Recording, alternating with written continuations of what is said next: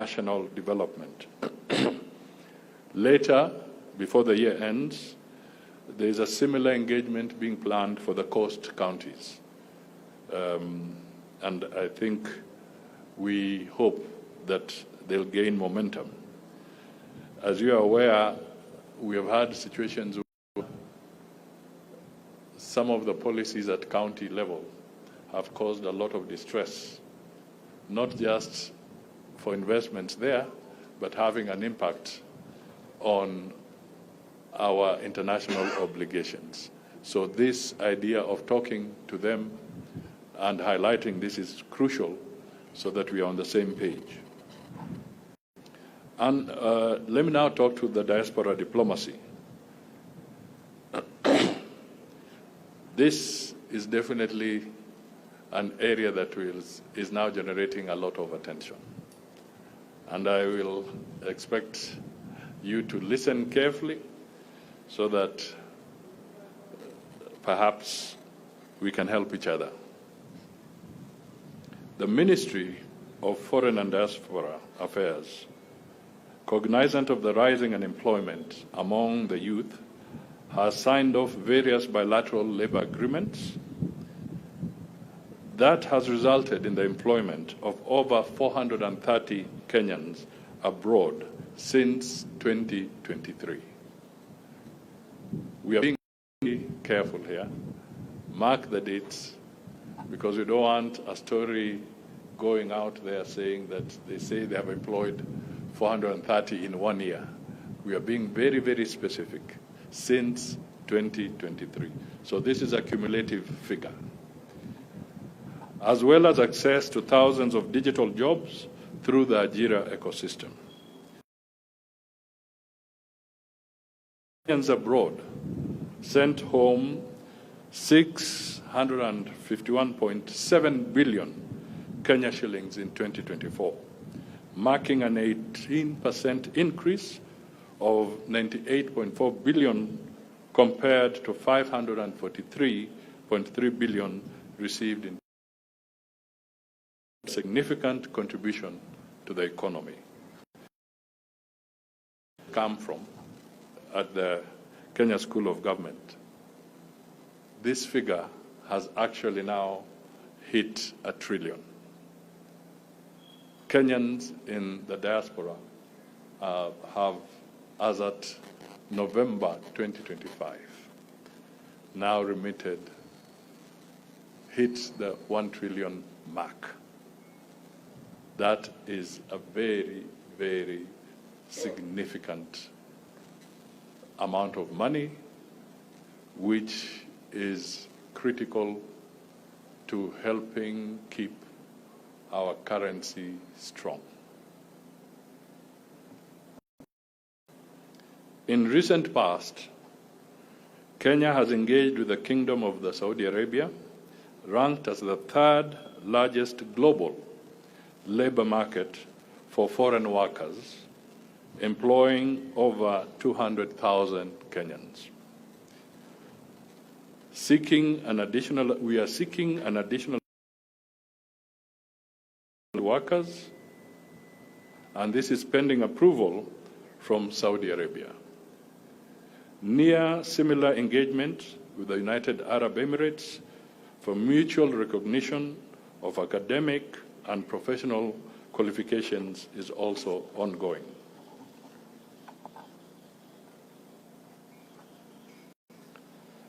Kenya is also negotiating amendments to the 2012 bilateral labor agreement with the state of Qatar to streamline the recruitment following the recent recruitment of 3,000 Kenyans and an additional offering of 5,000 jobs, which includes 300 teachers, 300 nurses,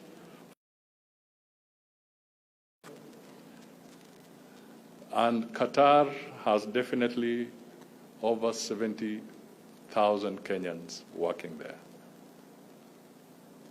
In the Kingdom of Jordan, there is potential for skilled employment opportunities, and negotiations are ongoing for a memorandum of understanding to open more job opportunities. Now, there is a challenge.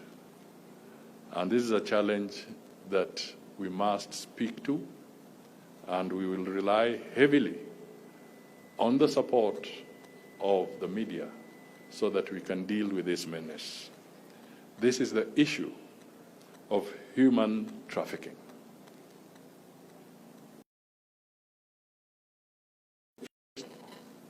There's also a negative, and that's the one we need to address. Though significant progress has been made in diaspora diplomacy, we are also cognizant of weaknesses that put our citizens in harm's way by virtue of foreign agents. The government has had successful and safe repatriation of Kenyans from conflict-affected and high-risk regions. Notably, approximately 400 Kenyans have been lured by unscrupulous agents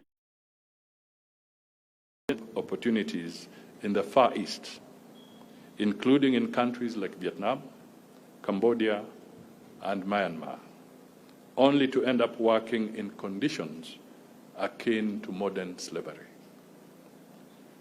The human trafficking situation in Southeast Asia, particularly for Kenyans,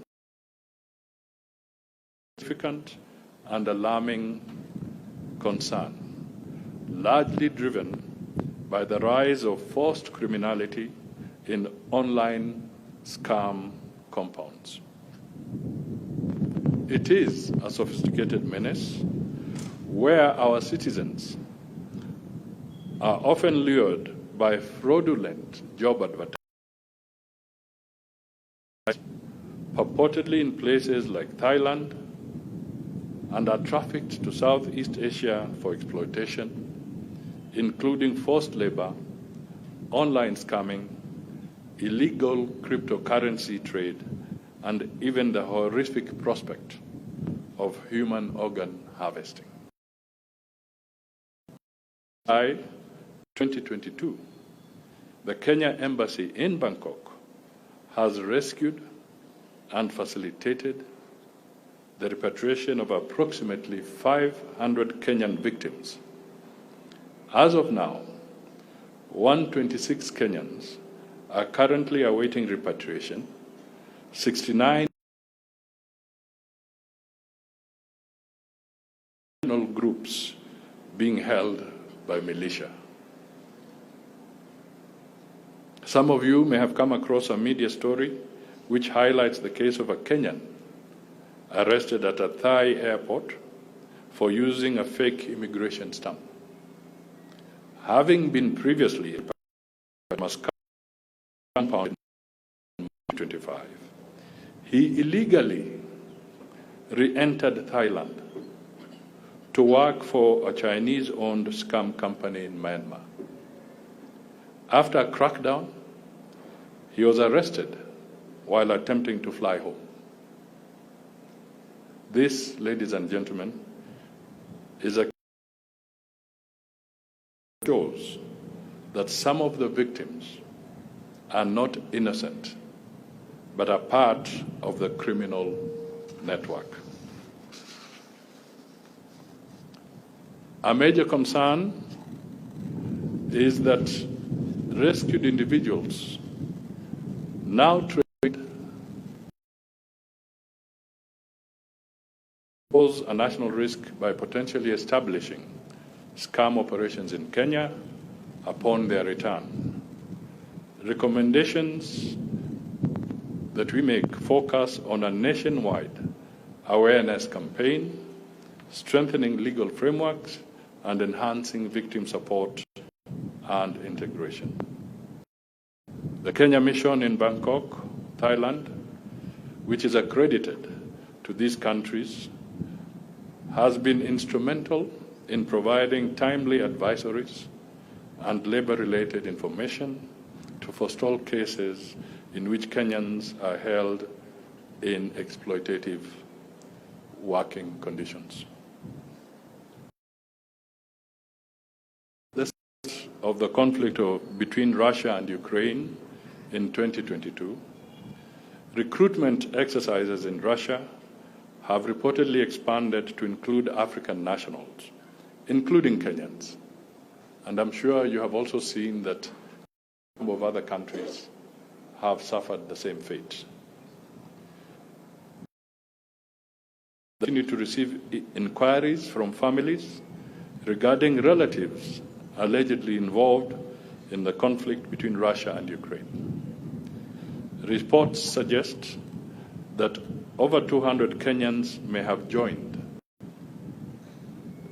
this adventure or misadventure, with some of them. It is estimated that recruitment networks are still active in both Kenya and Russia.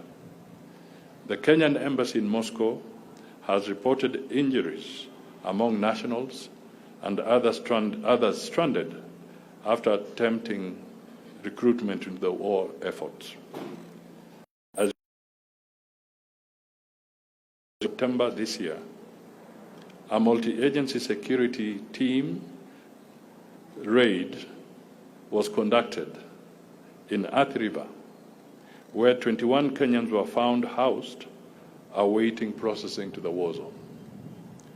One agent was arrested for coordinating of Kenyan recruits under the guise of overseas jobs.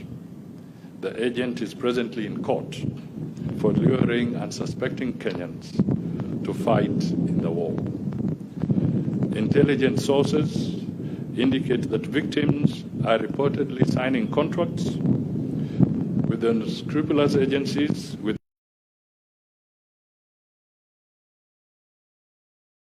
for visas, travel, and accommodation.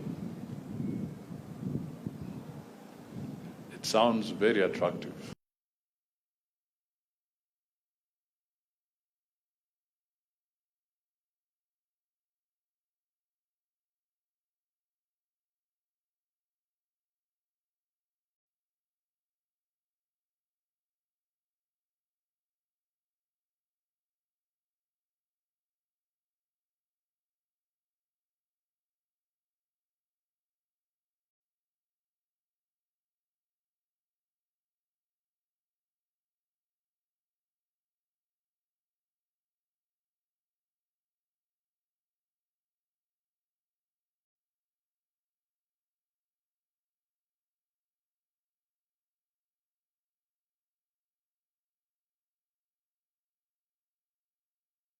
Life products presents a serious threat to not only the national security of Kenya, but global security as well.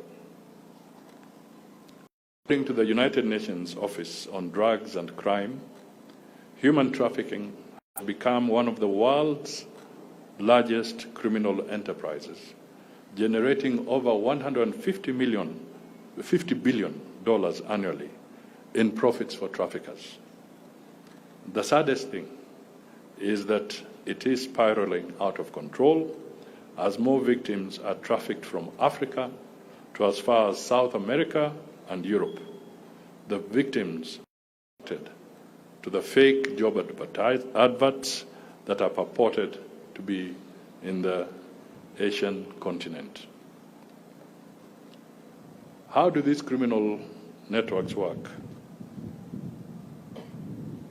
They have been placing online adverts on Facebook, Instagram, Signal, X, YouTube, among others, advertising various job opportunities ranging from receptionists, sales jobs, cryptocurrency traders, cooks, drivers, public relations officers, translators, factory workers, among other manual jobs. Once Kenyan applicants apply for the job, they are quickly interviewed and offered the job. The victims have been swindled to travel on tourist visas, procure one-way tickets, and book for non-existent hotel reservations. Since July 2022, reports indicate that many young Kenyans have fallen victim. And you can see the platforms they use, so they know who their targets are. The situation is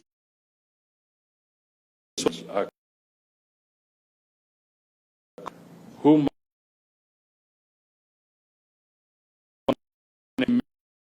waiting to be rescued.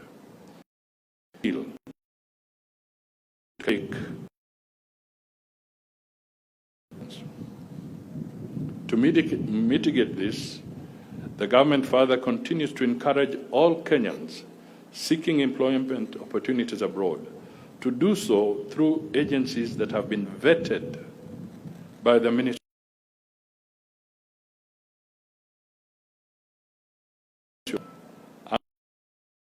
of Diaspora.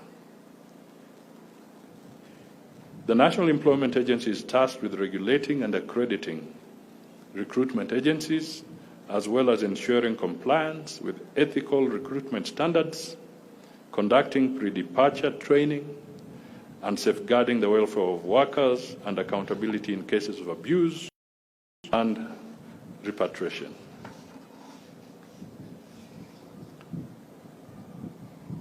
On the issue of repatriation, the government has to date rescued and repatriated over 500 victims since 2022.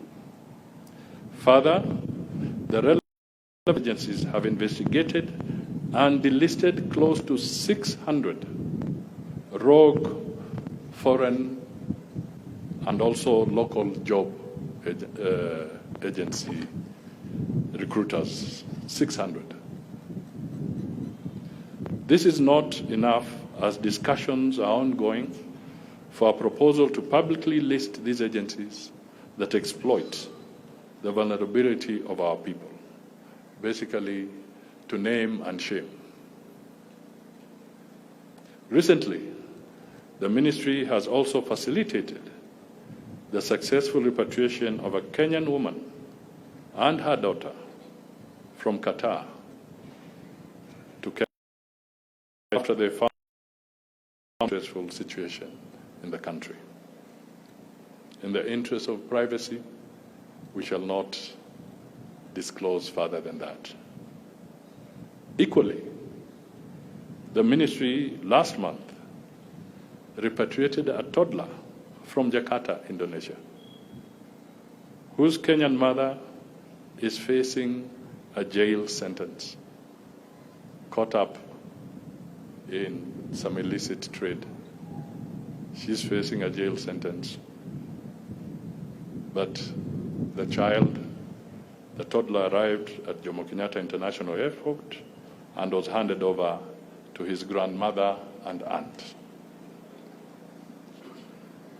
In Saudi Arabia, given the huge population of Kenyans working in the country, the problem of mothers with undocumented children is prevalent, and the government is pursuing bilateral interventions. And this has been a subject of several parliamentary questions, by the way, from members of parliament whose constituents have been affected in one way or the other.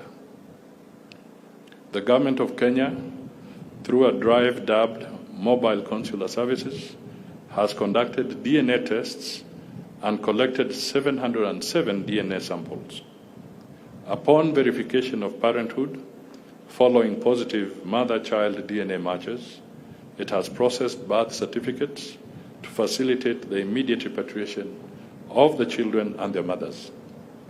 Through the lobbying of the Kenya government, a joint interdepartmental working group formed in January 2025, comprising the Kenya Embassy, Saudi Ministry of Foreign Affairs, Labor and Interior, and the Saudi General Directorate of Passports, helped in the provision of emergency travel documents for both mother and child. Since its inception, the deliberate efforts have resulted in the safe repatriation of 59 mothers and 73 children back to Kenya. Now, let me move to regional diplomacy and the welfare of Kenyans abroad. Kenya enjoys favorable trade relations with its neighbors within the East African community, with the trade balance between Kenya and Tanzania, as well as with Uganda, being positive. A case in point, as at 2024, is that the value of Kenya exports to Uganda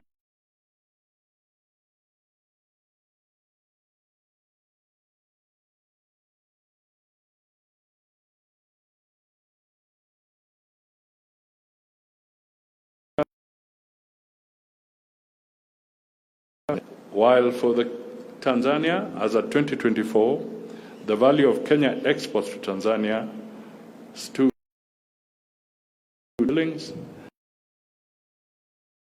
at 57 billion Kenya shillings. The trend of trade with the East African community over the last 5 years indicates continued export growth and a growing trade surplus in favor of Kenya. In 2024, total exports to the East African community was estimated at 321.4 billion Kenya shillings, a 103% increase from 158.3 billion worth of exports recorded in 2020. During that period, the trade surplus has widened from 102.1 billion in 2020 to 217.6 billion in 2024, an increase of 113%.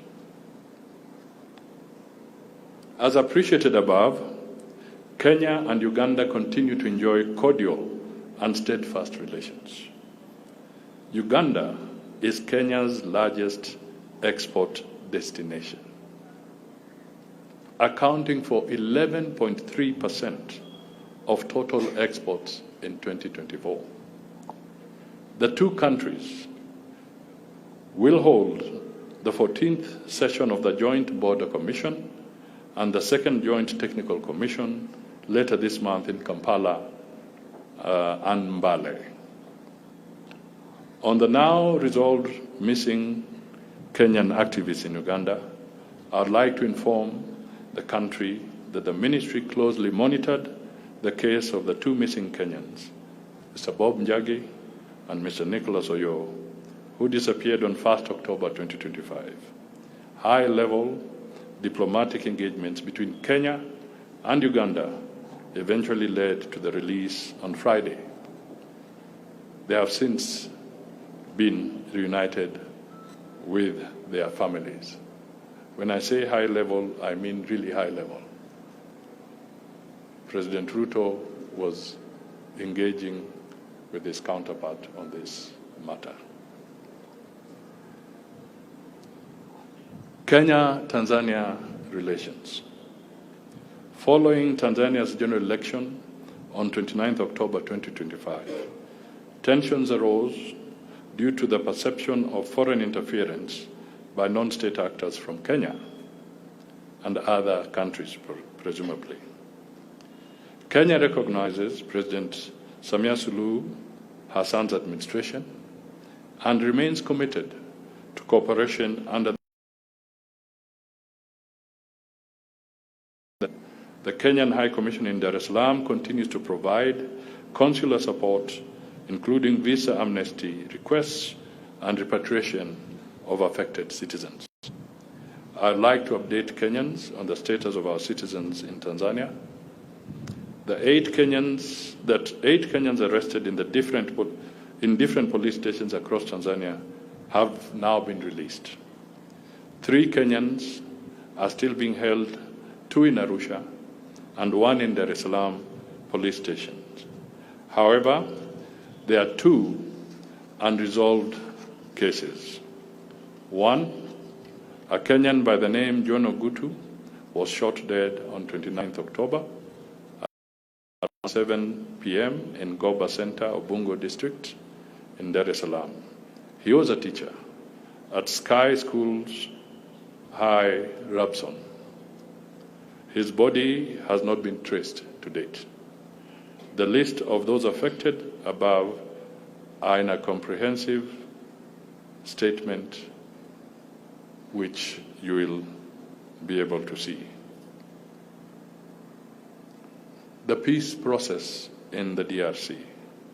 Kenya has and will continue to play a constructive and impartial role and reiterates its full support for ongoing regional efforts to pacify Eastern DRC under the African Union mediators, as well as the ongoing international efforts in Doha and Washington. Kenya has consistently supported peace and stability in the Democratic Republic of Congo, notably through the Nairobi peace process, a comprehensive regional initiative launched under the auspices of the East African Community. More recently, President William Ruto, in his capacity as the chair of the EAC, has actively been involved in facilitating the joint EAC South African Development Community SADC initiative. Remember, it's now one merged process under the African Union. In Sudan remains dire, and the country risks being fragmented. Kenya calls on both sides of the divide to an immediate and unconditional ceasefire and a return to the negotiating table, because only dialogue can resolve the conflict. Kenya also supports regional efforts led by the Intergovernmental Authority of Development and the African Union, which recently appointed President Museveni as the mediator for the Sudan conflict, as well as international efforts by the Quad, comprising the United States and UAE, by Ramtane Lamara, the United Nations Secretary General's personal envoy to Sudan. Kenya will continue to stand ready to contribute in any way towards the realization of peace in Sudan. I decided to just emphasize that because people tend to forget that here in Nairobi, President Ruto had direct communication with both Burhan and Hemeti. He did not favor any side. But for some reason, there's always a deliberate effort to distort the facts. Kenya stands for one Sudan and a peaceful Sudan.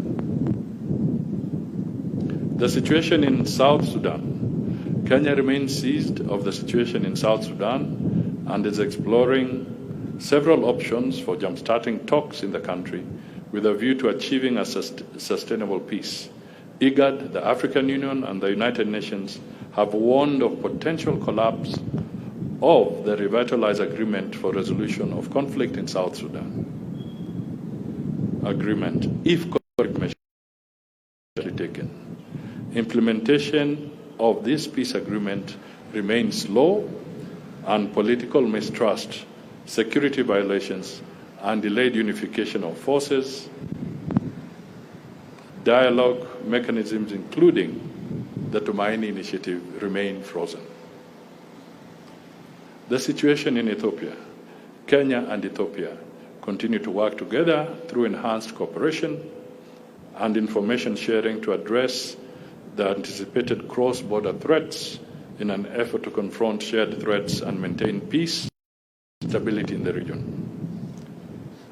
On Somalia, Somalia continues to face persistent insecurity, Al-Shabaab's resilience, federal member state tensions, and limited physical support for the African Union Support and Stabilization Mission in Somalia, AWESOM. Emerging cooperation between Al-Shabaab and Yemen's Houthis continues to pose a widening transnational threat along the Red Sea corridor.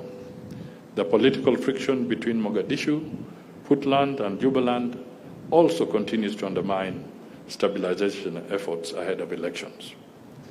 Kenya will continue to play an active mediation role, engaging national leaders, federal member states, and clan elders to bridge political divides, build trust, and address underlying grievances. Haiti. On the issue of Haiti, Kenya takes pride in the stability efforts in the country. Through the spirit of international solidarity, the Kenya-led mission of 800 Kenyan officers continues to make progress that has resulted in the reopening of schools, health facilities in areas controlled by the mission. This is progress for the Haitian people, and we will continue to lend support as the mission transforms into a gang suppression force, GCF, with a UN-led mandate. The support to Haiti is part of Kenya's contribution to international peace and security positions, and positions Kenya as an exporter of peace. Ladies and gentlemen, Kenya has been involved in over 43, almost 50 peacekeeping missions globally, whether in Africa, whether in parts of Europe and other areas, or in Asia. Kenya has been there. So the mission in Haiti was not an experiment. It's out of experience. And we now hope that as normality returns, we shall be able to assist or have contributed to the well-being of the people of Haiti. Other ongoing global engagements. As I said earlier, Kenya is taking part in the COP30 meeting, and this underscores our stature as the home of the United Nations Environment Programme, UNEP, and amplifies our historically strident voice on climate justice and climate resilience, funding especially for the Global South. This further augments the President's role as the current chairperson of the Committee of the African Heads of State and Government on Climate Change. Ladies and gentlemen, as I conclude, the Ministry of Foreign and Diaspora Affairs remains committed to strengthening Kenya's anchor status built on a remarkable history of robust working relationship with its neighbors, most notably the Republic of Uganda, the United Republic of Tanzania, the Republic of South Sudan, the Federal Republic of Somalia, the Democratic Republic of Congo. We also have Burundi, Rwanda, hinged on the tenets of shared progress that recognizes peace as a prerequisite to development. Kenya remains a trusted ally in regional and global affairs, as evident in our role as the champion of institutional reforms of the led by His Excellency the President. Ministry counts on will as we work towards the protection, promotion, and projection of our national interests as a great nation. I thank you most sincerely for your time and attention. God bless you. God bless Kenya. Now I give the difficult part of responding to the questions. Both Dr. Singoe and Rosalind Jogo. Mine was the easier part. So if there are any questions, as I take a breather, my two colleagues will respond. Thanks. You just indicate your name, the media house, and then they'll take it. Thank you very much, Excellency. Now, I think we allow the members of the press, ladies and gentlemen, to come here so that they can be captured by the microphone, because you're not able to move the mic there. So please.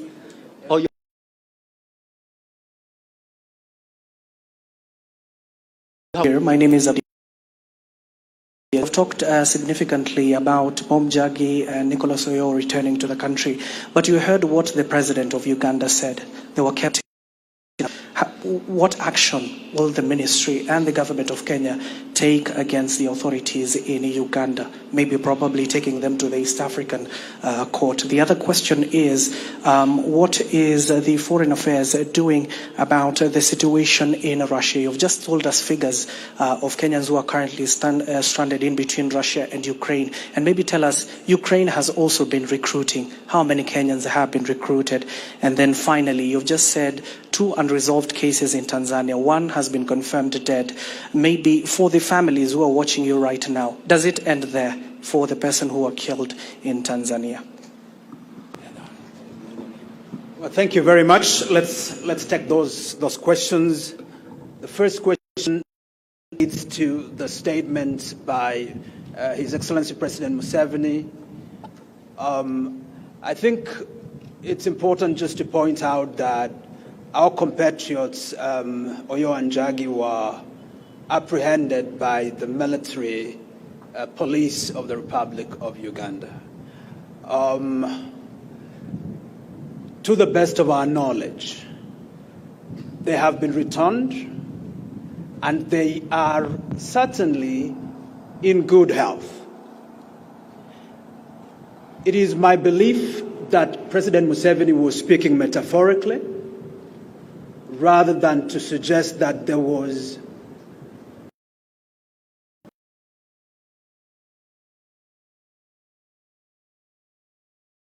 therefore, until and unless we are able to get further information with respect to their at this point in time, I'm pleased that our competitors for them to return by virtue of the fact that they were being held not by of the public on the basis of, and therefore it became challenging for us to be able to engage within the shortest time possible, but we did our best, and we are very happy that they're back with us.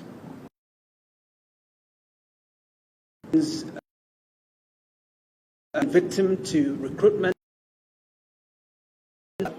and who are serving somehow in the front lines. We've had engagements with Russian authorities at the diplomatic level. We have the full assurance of the Russian authorities that the Russian government but that under their law there is no prohibition against a non serve within the Russian military if they do so voluntarily. As a consequence, we are working closely with the Russian authorities in country and also out of Moscow to be able to ensure that no Kenyans are being involuntarily trafficked to serve in this military, in the Russian military, incompatibly with our laws and incompatibly with Russian law.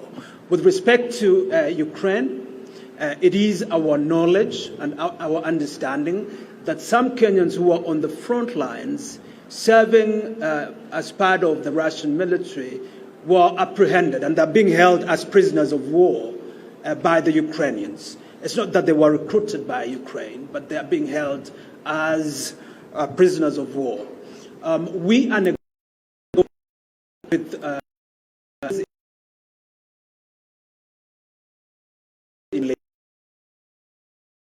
President Ruto, President Zelensky just last week, and part of their conversation actually touched precisely on this matter.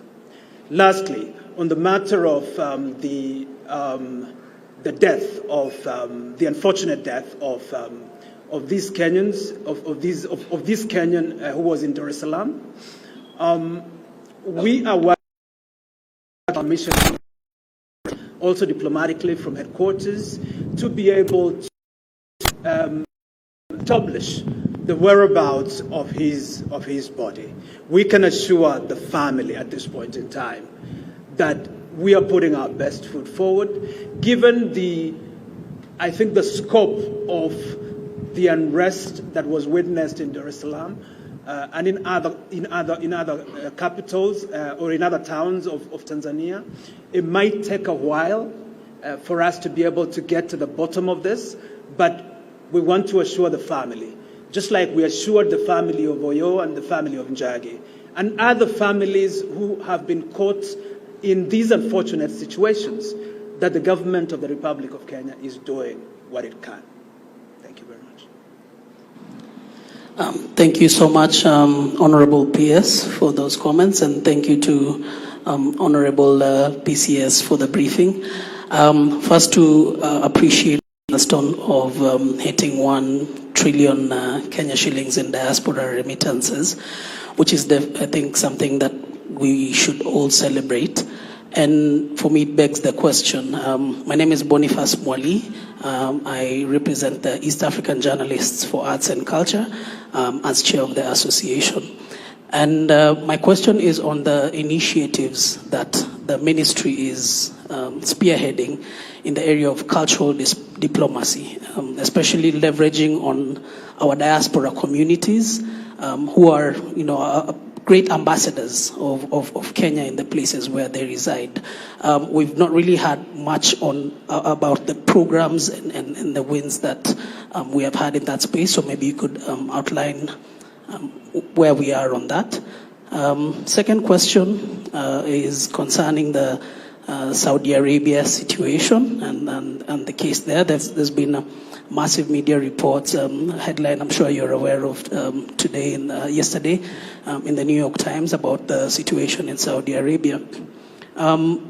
Given that there has been a lot of engagement on this matter by the embassy in Saudi Arabia, and also from the reports that we have read, it implicates some of the officials, representatives within the foreign ministry. Yep. Yeah. How do you, as a ministry and as a department, reward or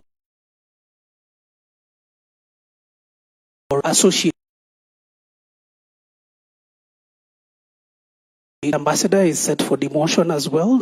How do we reconcile that with what is happening in that region? And finally, my last question is, if you could give us an overview of the upcoming France-Africa Summit, because I recently had opportunity to interview the French ambassador, and he spoke a lot about the expectations that the participants who will be attending that will be looking forward to. So maybe from your perspective, you can tell us, what is Kenya looking to achieve from that engagement? Right. So I'll speak to the first.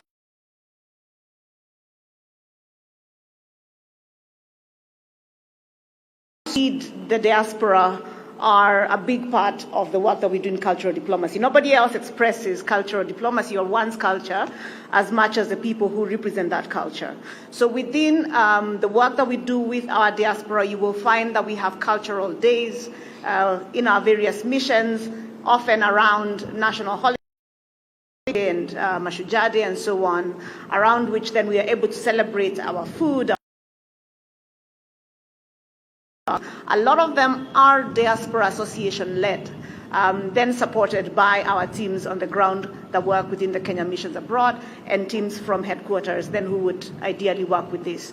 But it's important to know that even as the diaspora do these things where we express our culture and share who we are with the rest of the world where we live, we also have cultural diplomacy, a cultural diplomacy unit here at HQ that is well staffed and that works to support that important initiative.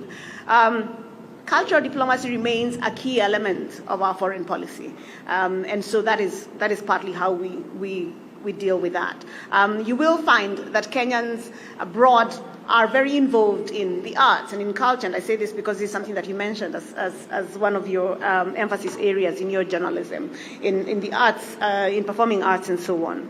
On the second piece on the Saudi Arabia undocumented children matter that you spoke about, it's important to stress two or three things. Firstly, that the Kingdom of Saudi Arabia is an extremely important destination for our diaspora workforce. You heard the Prime Cabinet Secretary say that we have well over 200,000 Kenyans living and working in Saudi Arabia, and those numbers rise every single day. To underscore that, of diaspora remittances, Saudi Arabia is the second largest remitter to Kenya. So the US is number one of our diaspora populations. The second one is Saudi Arabia. So it's important. I want to sort of give you the context within which this story is evolving. But to also note that Kenya recognizes and Kenya has and provides the opportunity for every single citizen to register the birth of their children. Right. So, and then it is the obligation of every parent to ensure that registration is done. Waziri spoke a little bit about what we have done to sort of mop up and to mitigate the situation of children within available resources, but also extending beyond what we usually do, including the DNA sampling that I spoke about that has been done, but also the negotiation of a temporary waiver for mothers who are out of status and the repatriation that has actually already happened. What I would say is that the State Department of Diaspora Affairs and the State Department of Foreign Affairs, the ministry as a whole, is very committed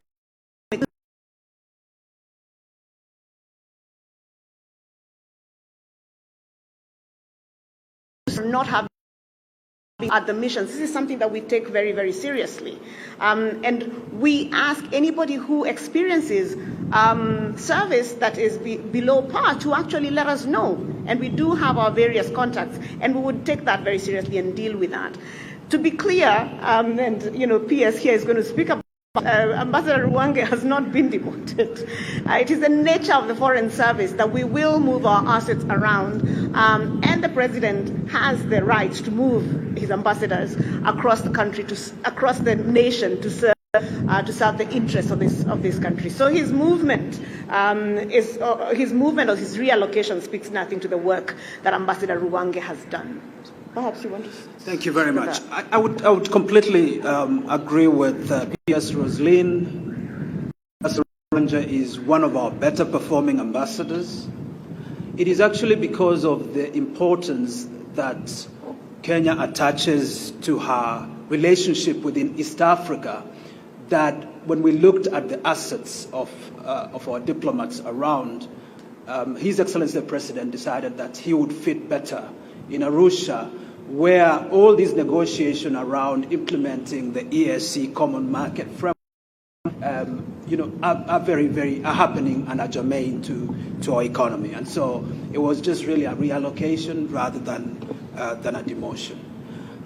Just to also speak to cultural diplomacy, yesterday UNESCO formally adopted Swahili as a language of UNESCO, marking a significant recognition of one of our cultural forms of expression, which is our language, namely Swahili. So working together with our colleagues again in East Africa, in Tanzania, and Uganda, we were able to push this through, and again through the African Union mechanism.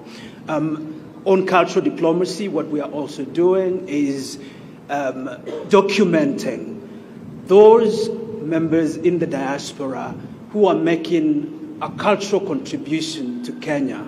And the idea is to recognize people like Anyona, the owner of Swahili Village in the US, a franchise of restaurants, basically delivering Kenyan cuisine to the US market, recognizing some of them and beginning to create a new honorary ambassadorship of cultural diplomats whom we can be able to confer with status and respect and recognition. And that is just part of what we are doing in that space as well. Thank you very much. Hello. Africa-France Summit is happening on the 11th and the 12th of May next year. It is a critical summit that brings together all the 54 African countries together with France to really recast afresh the relationship between France and Africa beyond the colonial construct. It's not just about being a francophone Africa that you have a relationship with France, but that France is looking at Africa as a horizon for investment and is looking at ways in which it can optimize its relationship. And so Kenya is playing host for the very first time. A non-Francophonie country is going to play host to that summit. We will hold a special briefing on the French-Africa Summit, and we'll be able to break down what we consider to be the critical imperatives of that conference and what we expect in terms of delivery. Thank you very much. Hi. Next. I'm Joris Fioriti. I work for AFP here. Have you heard of family receiving money from Russia after their loved ones had died on the front line? Because it's supposedly in the contract they signed with the Russian army. Do you know any figure for Kenyans who died in Russia? Did the embassy in Moscow facilitate any repatriation of body to Kenya? You were mentioning, Minister Mudavadi, an operation in which 21 Kenyans were freed near Nairobi. In this operation, there was a Kenyan who was arrested as a facilitator, but there was also a Russian who was arrested. Yet, he was allowed to go back to Russia. Can you tell us if there was any intervention from Russia so that Mikhail Yapin was actually allowed to go home free and without being bothered for what he had done? And the last thing, you're about to sign, it was written in the statement last week, you would like to sign a diaspora agreement with Russia so that Kenyans can actually go work there. So you were mentioning the case of Kenyans who've been lured to the front line and Kenyans who've been lured to factories to assemble drones and other things. On which ground can you base this MOU, and how can you have faith in the Russian government when this is happening to a lot of citizens of yours in Russia? On Tanzania and Uganda, Mr. Museveni's comments were a metaphor, which is good to know, because he explained very precisely in his interview how and why 2 Kenyan citizens were in his country because they were helping Bobby Wine, etc., etc.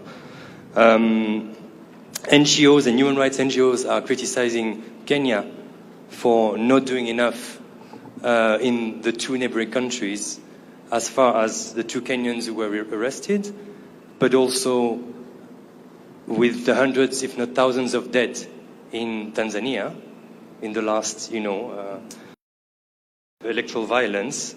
The same NGOs are suggesting a collusion between Kenya, Tanzania, and Uganda. What do you think of that? Can you answer to that? And I understand the trade the importance of trade, but how important can trade be if, in the end, human rights issues cannot be addressed? Maybe to the extent that Kenya is losing its soul? First 2 questions, answer is no, which means that we haven't received any mortal remains of Kenyans. We have not had information with respect to funds transferred to families from beneficiaries. With respect to the oppression, answer is, just like the Prime Cabinet Secretary mentioned, there is an ongoing trial of the Kenyan who was complicit in this conduct. With respect to the Russian who was arrested, he was deported so that he can stand trial in Russia. That is precisely the request of the Russian Federation, and we complied with that request because they are the best. They are in the best position in terms of being able to deal with this issue. I'll let my sister speak to the issues around labor and the bilateral labor agreement with Russia, which I think is very, very important. But again, just to come back to East Africa, we attach immense importance to our relationship with our neighbors. We do not interfere with the political processes in these countries. The right to political participation is one of those rights that is germane in the province of citizens of those countries. Kenyans do not vote in Uganda. Kenyans do not vote in Tanzania. It is the role of the citizens of those countries. And so the participation in any part of the political ecosystem by a non-national is something that falls outside the remit of the right of anybody. If a non-national were to participate in our campaigns in Kenya, we would find fault with that. And so when some Kenyans have sought to insert themselves into the political processes of neighboring countries, that raises serious questions. We may have views, we may even have very strong views about the nature of their democratic practice. But ultimately, it is the duty of the citizens of those countries to be able to make a determination with respect to who is best placed to lead those countries. And so we would actually really wish to implore our brothers and sisters in Kenya that we are in a different context from a constitutional standpoint, from the domain of the extent to which our human rights are protected, from an institutional architecture standpoint. Protections that you can enjoy in Kenya that might not be guaranteed in other contexts. And so it behooves us to be much more responsible, much more circumspect when we insert ourselves in the political processes of other countries. That would actually just be my comment on that matter. Thank you very much. But lastly, on the comment again by President Museveni, my response was with respect to his assertion that these gentlemen were placed on a freezer or something like that. That's what I was saying was a metaphor. As to the reason for their arrest, I think that is very, very clear. They were arrested because of being part and parcel of a political campaign of the opposition or on behalf of the opposition in Uganda, something that I think the Ugandans could have felt falls outside the domain of their rights.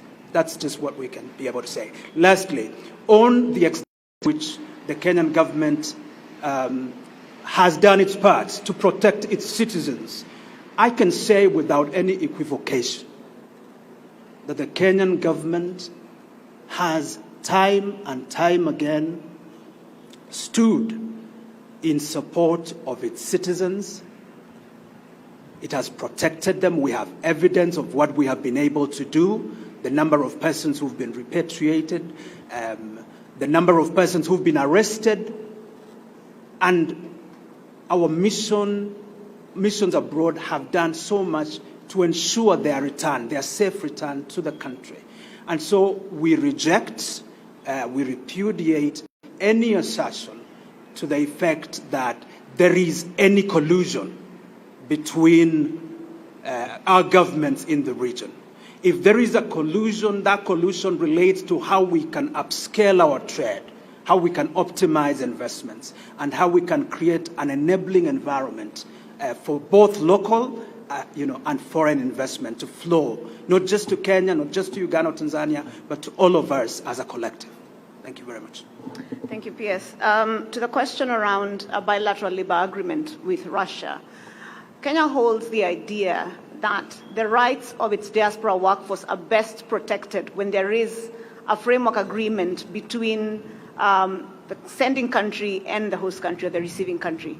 Bilateral labor agreements are fairly standard, and they are one of the tools that Kenya is using to implement its global labor market strategy, and it's part of our diaspora policy in terms of the protection of our diaspora workforces. So indeed, we would pursue a bilateral labor agreement with Russia in the same way that we pursue bilateral labor agreements with various other countries where we find Kenyans working. It's important to note that we don't always, as government, go ahead of private sector or of the market. Very often, Kenyans will arrive in a country first and begin to work there. And when we have challenges, at that point, often is when we'll step in with our protection. So we often will follow the market. It is a labor market, and it is a global labor market. So where Kenyans will go, then the government is going to extend its support and its facilitation, and the BLAs are just one of the tools that we use to protect Kenyans' rights in terms of our diaspora workforce. And we do that alongside other techniques and bureaucracies such as our missions abroad, such as the diaspora associations, support from Nairobi and so on. All right. Can we do a final one? What specific bilateral mechanisms has Kenya established to investigate, prosecute, and extradite Kenyan nationals operating trafficking networks that sexually exploit citizens from the EAC member states? I'm General Combo from the FICO report. Could you repeat your question, please? What specific bilateral mechanisms has Kenya established to investigate, prosecute, and extradite Kenyan nationals operating trafficking networks that sexually exploit citizens from the EAC member states? All right, so it's a very loaded question, and I'll give it my best shot in terms of my understanding of what you're asking. Is the question, what is Kenya doing to apprehend and deal with traffickers that are out of Kenya, that Kenyan citizens who are involved in trafficking? We do have an extensive legal framework that deals with trafficking in persons, and a multi-agency team that deals with trafficking in persons that cuts across various ministries. This Ministry of Foreign and Diaspora Affairs, Ministry of Interior, the various security agencies, the attorney generals, and so on. The entire infrastructure works together to deal with trafficking. We know that Kenya has sometimes been seen as a source country for trafficking, as a transit country, and as a destination country. And so trafficking in persons is something that we take very, very seriously and have put in place this infrastructure. But also within the EAC framework, there are conversations and convenings around the issues of security, including human trafficking, and matters that could also easily be addressed within both the diaspora policy, but what we are pushing within the EAC as an EAC-wide diaspora policy that then would work to protect our citizens who sometimes are targeted as a group for trafficking into Southeast Asia and so on. Do you want to add anything? No? Okay. Well, thank you very much. Okay. All right. My name is Mongi Maina from Minoro TV. My first question is in relation to the Haiti mission. We have a Kenyan police officer who has been missing since March, and the PCS said that that mission has been a successful one. But I believe to the family of Benedict Kabiru, they are not seeing that success. What is the status of that missing police officer? And my question number 2 is in relation to the British soldier who a judge here in Kenya ordered for his extradition. What is the status of the extradition process? Thank you. Thank you very much. Let me just take that. On the matter of our deployment in Haiti under the Multinational Security Mission, which is transitioning to the gang suppression force, it is true that there has been some fatalities, and I think you're aware. We've lost we've lost 2 or so police officers, as well as our missing compatriot. There is always an assumption, of course, after certain duration passes, that this individual has passed. What we're struggling to get now is his mortal remains. As you know, we are dealing with a country that is unsafe, a country where the Haitian National Police is not in control fully of its security. And so, as such, it is an exercise in patience as we continue to work around ensuring that we can be able to get back the mortal remains of our compatriot. We want to assure the family that we will not rest. Our mission in Port-au-Prince is also working very, very closely with communities and with religious leaders to be able to implore the gangs who may, in one way or another, be holding his body to release it to the Haitian National Police and onward to the Kenyan deployment. And so, sir, we are doing what we can in that respect. On the issue of the extradition of the member of Batuk, who was involved or accused of rape and sexual molestation of our dear sister. As you know, by way of effort on the part of the government of Kenya, we have been able to push his extradition. The extradition proceedings opened last week in a UK court, and just like in our own jurisdiction, if we want to extradite our own national, they may challenge it in court. And so this particular soldier has challenged his extradition to Kenya before the UK courts, and that is a process that we have no control over. But our mission in London is engaging robustly. Through the Office of the Attorney General, we will have an observation of that trial to make sure that those extradition proceedings would come to an end sooner rather than later, so that that soldier can stand trial before Kenyan courts for the crimes that are alleged to have been committed by him. Thank you very much. Lastly. My name is Luka Nami, Nation Media Group. One of the first questions is, what is the progress of the Kenya-US bilateral negotiations after AGOA? And lastly, are safe in Tanzania? You heard the Ugandan president says he wants access to the Indian Ocean. Are you granting him that request?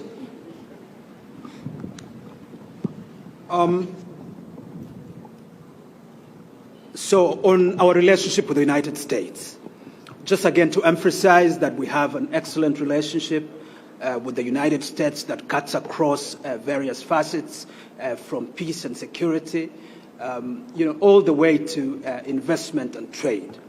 As a result of the lapse of the AGOA framework, we are now operating under a regime where our commodities are able to access the U.S. market on the basis of a 10% tariff. That is, of course, unsustainable from where we sit, and therefore our Ministry of Investment and Trade, working with a U.S. trade representative, are in the process of negotiating a bilateral trade agreement. Our hope is that that will be concluded as soon as possible to provide a coherent framework for our business people who are exporting to the U.S. market to be able to access that market, at least based on a much more reasonable concessionary rate. But it must also be said that even under the existing arrangement where 10% tariff is being levied, our commodities are still pretty competitive, given that other countries are being subjected to a way higher tariff level. And so the returns might be a little less, but when you look at it from a global standpoint, you do realize that our commodities are still accessing this market fairly, at fairly reasonable terms. However, we are putting our best foot forward to be able to negotiate a bilateral trade agreement. Again, on the matter of the safety of Kenyans in Tanzania, We are working very closely with our brothers and sisters in the United Republic of Tanzania to make sure that, number one, our investments are protected.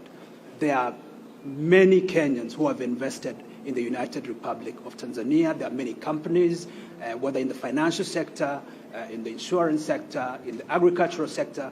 There are many Kenyans who've invested in that market to the benefit of both Tanzania and Kenya. Similarly, there are Tanzanian businesses operating in our market. And so it's in our mutual interest, sir, for these businesses to flourish, and for their safety, therefore, to be guaranteed. I think the government of Tanzania is as invested in the safety and security, not just of Tanzanians, but all who are residing and doing business in Tanzania, just like we are ourselves. So I really want to leave it there. I will not comment much on what His Excellency President Museveni said with respect to our oceans, but I believe very much that he does have a fairly great understanding with respect to the nature of our territory and the nature of our rights with respect to our natural resources, and his right with respect to natural resources within Ugandan territory. And so I'd really like to leave it at that. Thank you very much. Your Excellency, you want to make the final? Thank you very much. Thank you. Well, now you can see why I said they should do the hard work.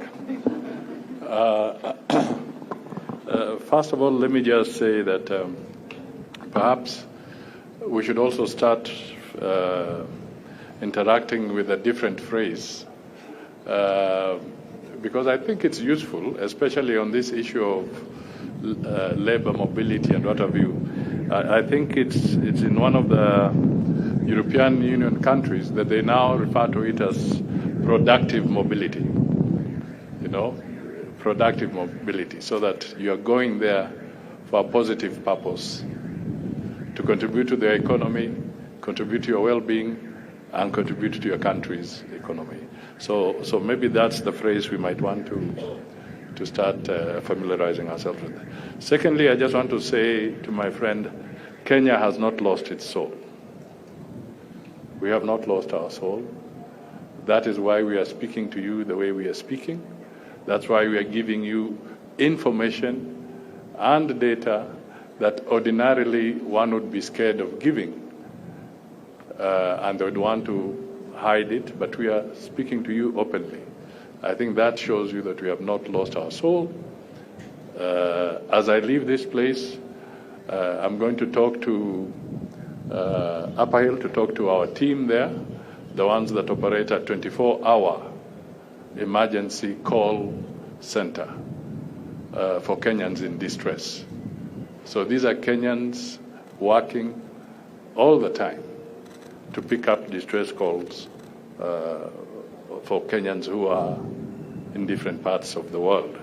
So that, again, is something that is good for you to be aware of. And finally,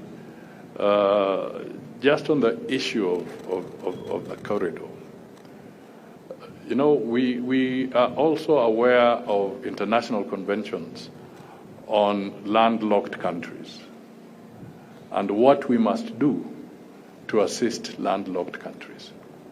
So these are international conventions, and Kenya is a responsible member of the international community. So it is in our interests to facilitate any landlocked country that so wishes to use the port of Mombasa or the port of Lamu. We shall not deny any landlocked country that access. It's part of our international obligations. And in any case, what would be the value of a port if it does not generate business? What kind of economics would we be running as a government if we do not make our port competitive and a revenue generator? We have to also be conscious that there's the Mombasa port. We are competing with Dar es Salaam. So it is in our strategic interest to make sure that we can, through efficiency, through competitiveness, pool more cargo, more throughput through our ports. That is why we have the SGR. That's why we are talking about dueling the road from Mombasa all the way to Uganda. That's why we're beginning to talk about expanding and investing in the pipeline and so forth, and bringing in private capital to help us. By the way, that is one of the other things. Let me just digress a little bit into economics on this matter. I saw some of our colleagues saying, why do you want to privatize the pipeline? Let me tell you.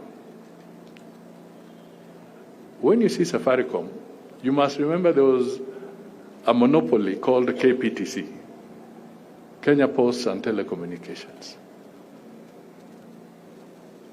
which was not giving any profit to this country. Through privatization, Safaricom was birthed. Today, Safaricom is the largest private enterprise in East and Central Africa. It's the largest taxpayer here. Safaricom has become the largest foreign direct investor in Ethiopia by extending its investment there for communication and mobility. So these are the values of privatization. Kenya Pipeline is making profit, but it is minuscule. It's so small if you compare it to the profit that is accruing from Safaricom. We want to ignite proper value out of it. I want the young Kenyans to remember that KCB used to be wholly government owned. Today the government has got just about 30%. 70% is owned by the private sector and the capital through the capital markets. Today KCB is stronger, bigger, and gives more profits to its shareholders and pays more tax. We can go on and on and on. So, what are the figures around pipeline? They are modest, maybe 5 billion or thereabout. But if we privatize, I can assure you, if we do it right, the resources that will grow for the Kenyan people will be bigger. Finally, when you say you don't want privatization and you don't want the government of Kenya to look for alternative ways, a government normally has two sources of funding, through taxation or through debt. That means borrowing. The Kenyan young people spoke and they said they want us to moderate taxation. So in the absence of taxation, we must find alternative sources of funding. And that is how privatization comes in.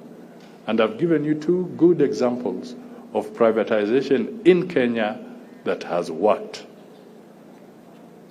Would many of you know that even Serena, which is a private group, was at one time largely owned by the government of Kenya? But Serena is a private entity, privatized. Has Serena been lifted out of where it is today? It's still here. Has KCB been uprooted and taken to another country? No, it's still here. Safaricom is here, the largest taxpayer. So that comes in the context of economic diplomacy and for us to understand that we have to open our eyes. Please, you people, as somebody said, keeping people in the freezer. Let us now also help in not keeping Kenyans in an economic freezer. Let us help them to see that there are other things happening globally. And we are not going to have anything for our young children, our young youth, unless we give them opportunities, both here and externally. We cannot do the same things, same time, every day, the same thing, all the time, the same thing. No way. We have to grow the private sector. That is where there's new capital. That is where there's fresh capital. Because we cannot continue taxing in the normal way. So tafadhali, ndugu na dada, help us pull so many minds out of the freezer. Please, asanteni sana. Thank you.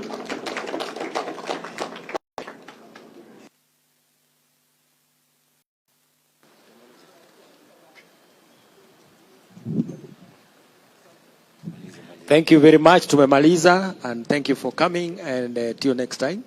We'll see you. Thank you.